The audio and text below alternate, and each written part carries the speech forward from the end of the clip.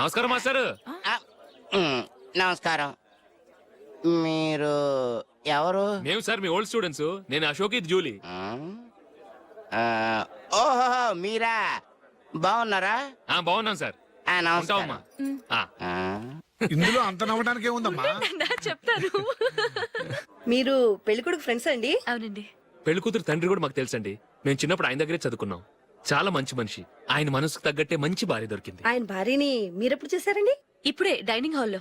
ఎక్కడ చూసారు? డైనింగ్ హాల్లో. అప్పుడు ఏమైంది? ఆవిడని తీసుకెళ్లి చూపించావా? ఒకటే గొడవ. ఏ ఆ బండావిడే మా మాస్టర్ గారు పెళ్ళం. మరి ఆ సరసాలాడిన అమ్మాయి ఎవరు? ఆ ఇంటి పని మనిషి.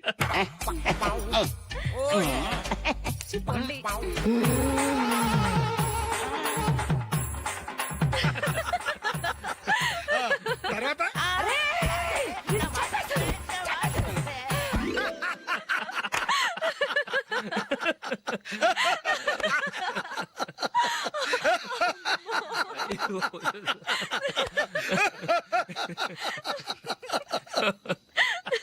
రండి ఫోన్ చేద్దాం.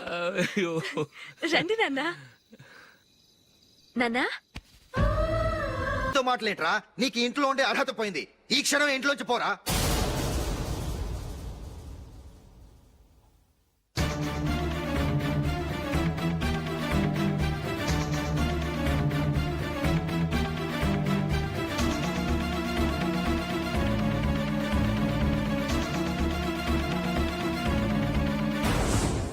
వెళదామా? మేమెక్కడికి? ఈ ఇంట్లో నీకెంత హక్కు ఉందో నాకు అంతే ఉంది. తాత ఆస్తి మీద కొడుకులు హక్కుండదు, మన వాళ్ళకే. ఆ పైన తాతకు తప్ప ఎవరికి నన్ను ఇంట్లో నుంచి బయటకు వెళ్ళమని హక్కు లేదు. ఇల్లు విడిచి వెళ్ళడం అంటూ జరిగితే అందరం బయటకు వెళ్ళాలి. ఇల్లు అమ్మితే వచ్చిన డబ్బుని అందరం సమానంగా పంచుకోవాలి. లేదా అందరం కలిసి ఇక్కడే ఉండాలి. చెప్పండి, ఏం చేద్దాం?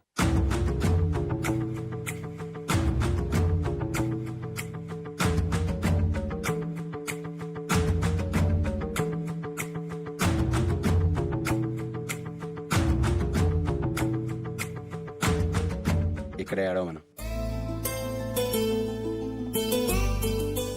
రాజులే,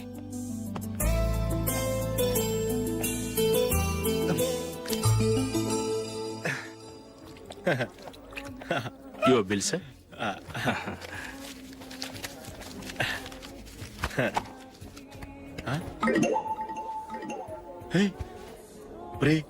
దొరికేసేవరా? పరిస్థితి మర్చిపోయాను. అయ్య బాబాయ్, దెబ్బైపోయాను రా. నేను కూడా పర్స్ తీసుకురావడం మర్చిపోయాను రా. అవును మరి, నువ్వు తెస్తే అందులో డాలర్స్ గోల్డ్ బిస్కెట్స్ ఉంటాయి. మహా అయితే లాటరీ టికెట్ లాండ్రీ బిల్లు ఉంటాయి, అంతే కదా? ఊరుకురా. 450 రూపాయలు బిల్లు. ఇప్పుడు ఏం చేయాలి?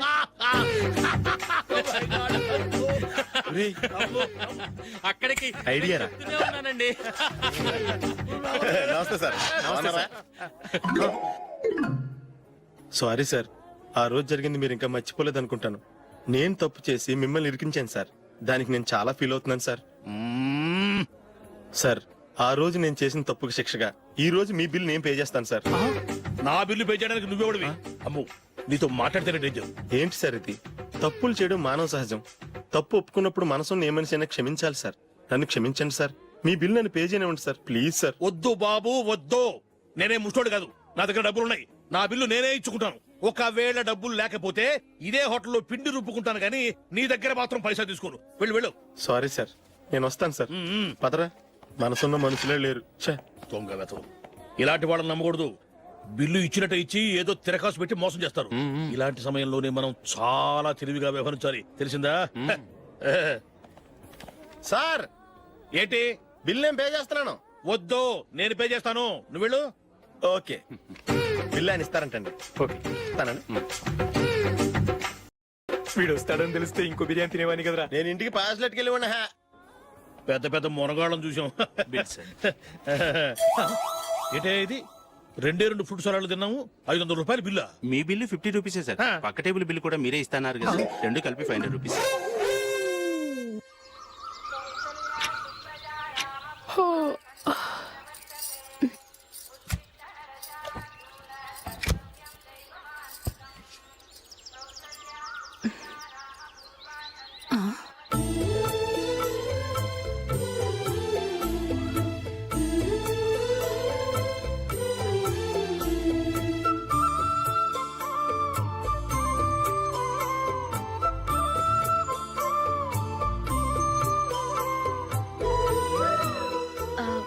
రంగుల ముగ్గు ఒకటే నాకు తెలుసు. మీరెలా వేస్తారో నేర్పిస్తే రేపటి నుంచి అదే వేస్తాను. కాఫీ రెడీ చేశాను. నేను పిల్లల్ని లేపి స్నానం చేయిస్తాను. మీరెళ్ళి అశోక్ వాళ్ళ అన్నయ్య గారికి కాఫీ ఇవ్వండి. టిఫిన్ రెడీ చేస్తాను. మీరు తొందరగా స్నానం చేసి రండి. ఈ చెద్దన్నం బయటపడేమ్మా. బయట పారేయడం ఎందుకు? నేను దీన్ని రుబ్బి వడియాలు పెడతాను.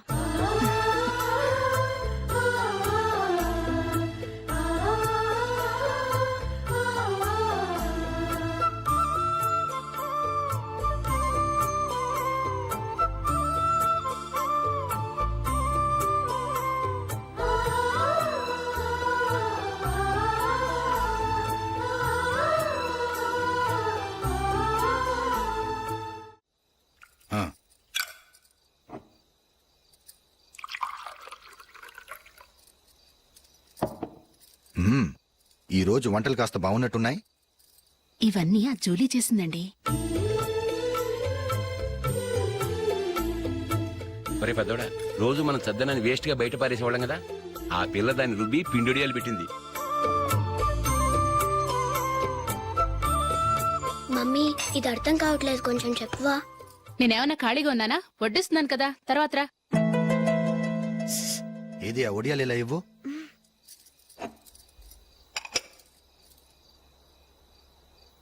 మమ్మీని డిస్టర్బ్ చేయకండి, నేను చెప్తాను, సరేనా?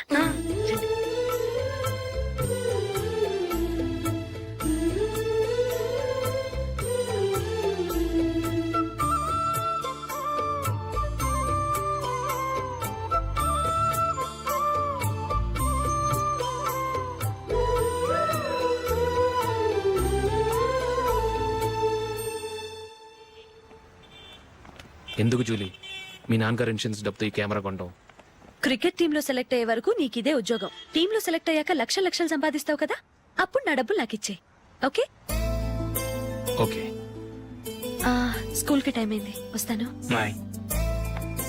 రండ్రా.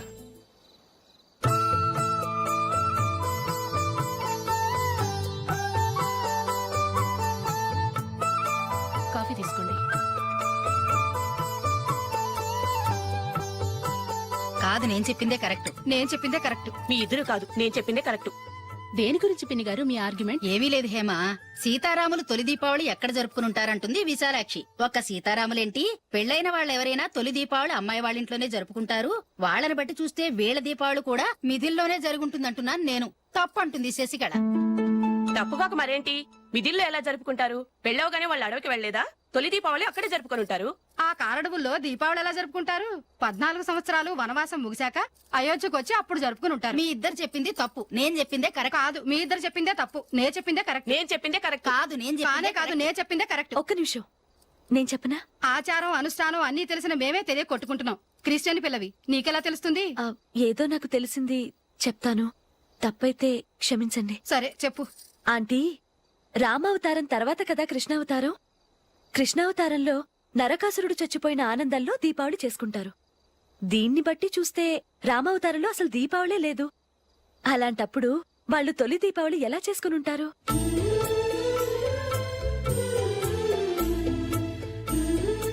పర్వాలేదే, ఓ క్రిస్టియన్ అమ్మాయి అయ్యుండి మా పండగల గురించి బాగా తెలుసుకున్నావే. యాండి, నేను ఒకటి చెప్తానేం అనుకోరు కదా? చెప్పు.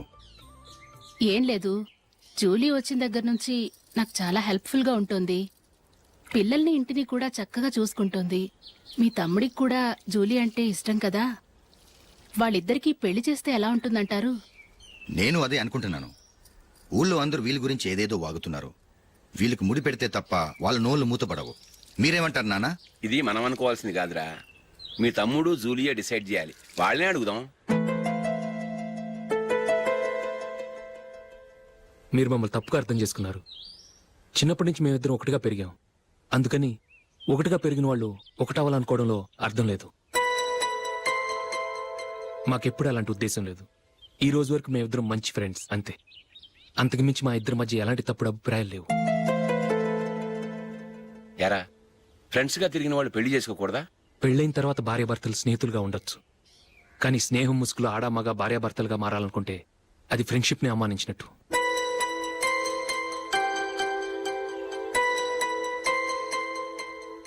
చూడగానే ప్రేమ పుడుతుంది, చూడకుండా కూడా ప్రేమ పుడుతుంది. కానీ చూడగానే స్నేహం పుట్టదు, చూడకుండా కూడా పుట్టదు. ముందు పరిచయం కావాలి, ఒకరినొకరు అర్థం చేసుకోవాలి. ఆ తర్వాతే స్నేహం పుడుతుంది. స్నేహం మాకు వరంగా దొరికింది. మేము ఎప్పటికీ స్నేహితులుగానే ఉంటాం.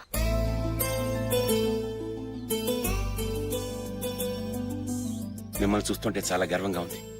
అందరిలా మీరు కూడా మేము ముందు స్నేహితులం, తర్వాత లవ్ చేసుకున్నామని చెప్పకుండా మేము స్నేహితులుగానే తిరిగాం, స్నేహితులుగానే ఉంటామని స్టబన్ గా చెప్తున్నారు.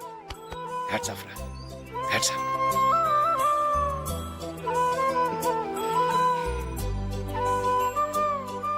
ఊళ్ళో వాళ్ళ మాటలు నమ్మాను కానీ తోడబుట్టిన వాడిని నమ్మలేకపోయాను. I'm sorry. కమ్. మన ఫ్రెండ్షిప్ ని మీ ఇంట్లోనే సరిగా అర్థం చేసుకోలేదు, ఇంకా బయట వాళ్ళే అర్థం చేసుకుంటారు. వాళ్ళ సందేహాలన్నిటికీ ఓ సమాధానం ఇస్తే మంచిది. ఏం చేద్దాం?